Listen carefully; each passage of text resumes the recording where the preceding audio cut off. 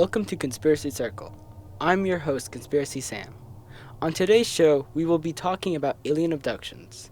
Our guest tonight is Zane, an expert in the weird mysteries of the world. Thanks, Sam. I'm excited to be here. So, you've supposedly encountered interdimensional beings. Can you tell us your story? Well, I have only been in contact once, personally when I was taken from my home.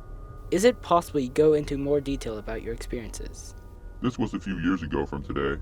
I was told there are 8 different species working together with individuals like me, who are involved with disclosure and spreading the truth. That is very interesting. Please continue. I woke up and heard the most unsettling, rhythmic, pulsating, vibrating noise. I never heard this noise before, not in real life or in the movies. I remember feeling alarmed. Then out of nowhere, this soothing calmness washed over me, and I fell back to sleep. 2 months ago, before this, I had sleep paralysis where I was sucked out of my body, through the walls of my home, backwards into the night sky. The stars looked like they would in real life, if I was actually doing this in reality. The same evening, I also had a vision of being on a floating table with 4 beings guiding me through the walls out of my home.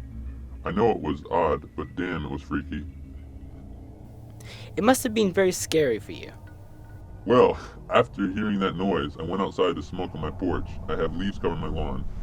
So when I heard something bipedal across my yard, its gait was a very graceful slide.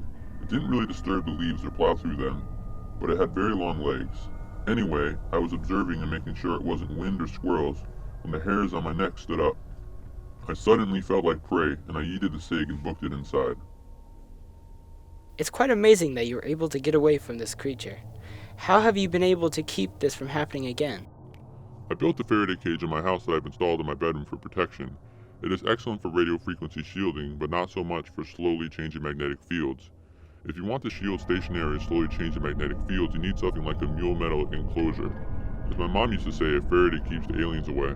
Well, that ends our segment. I'd like to thank our guest for sharing his story with us tonight. And as always, question everything.